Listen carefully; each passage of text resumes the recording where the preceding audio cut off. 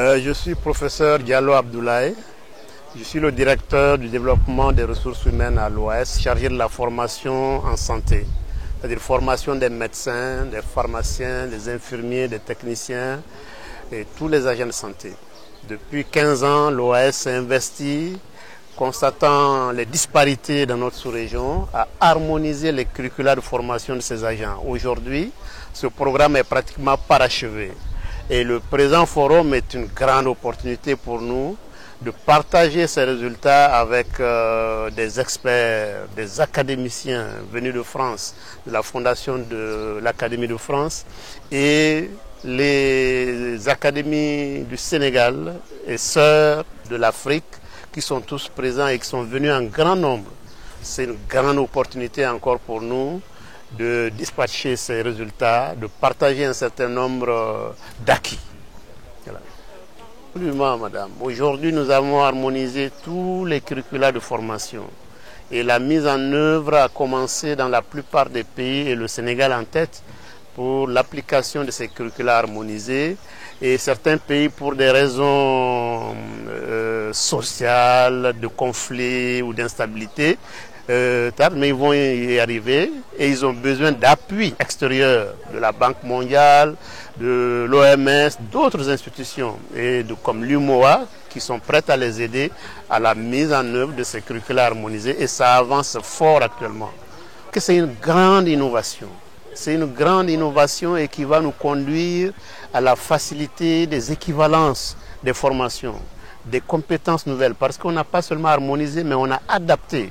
On a ajouté des compétences qui avant se faisaient en post-formation, post-universitaire comme on dit, et en formation continue. Mais aujourd'hui, ces programmes ont été intégrés dans les curricula et donc c'est une très grande innovation pour la sous-région. Et à preuve, c'est que les autres régions nous demandent ces curricula pour les mettre en œuvre au lieu de réinventer la roue. Ils apprécient ce qui a été fait et ils utilisent également ces curricula harmonisés. Parce que très souvent, nous les avons traduits en anglais, français et portugais. Quels sont les objectifs qui sont visés à travers ce forum?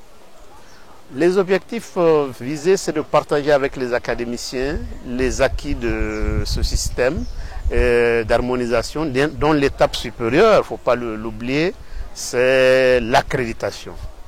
Et cette accréditation a été faite par les experts de tous les pays. Et cette accréditation permet de garantir la qualité des formations, c'est-à-dire pas le maximum, mais le minimum.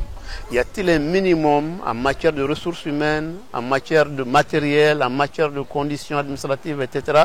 Eh bien, c'est de cela qu'il s'agit pour accréditer. Et d'ici 5 ans, je crois que c'est le délai que la Fédération mondiale de l'éducation a donné à toutes les universités pratiquement africaines pour pouvoir être reconnus dans le monde et pour pouvoir transférer nos étudiants dans leur faculté. Donc cela s'impose et nous sommes sur le bon chemin et le premier forum que je souhaite être répété tous les 2 ans au moins, eh bien je pense fera l'autoroute pour ce système. En Afrique, en Afrique de l'Ouest du moins, il n'y a pas assez de moyens pour combattre certaines maladies comme vous venez de le dire, le paludisme, le sida ou la tuberculose. Quelles sont les mesures que vous comptez prendre? Non, les moyens sont insuffisants, il faut le dire. Et nous comptons sur les partenaires pour appuyer. Et si les moyens sont mobilisés, et notre maître Marc Gentilini, qui est là et qui a été mon président de jury de thèse en 1978, eh bien, a l'habitude de dire que le prix de 4 bombardiers lui permettra de finir la lèpre. Comprenez? Et donc le prix de certains, si la volonté y est au niveau des pays qui ont les moyens, eh bien on finira avec le paludisme, on finira avec les maladies cardiovasculaires et on finira aussi avec le VIH-Sida. Très tôt et très vite. Il faut mobiliser les moyens qu'il faut. Voilà. Merci.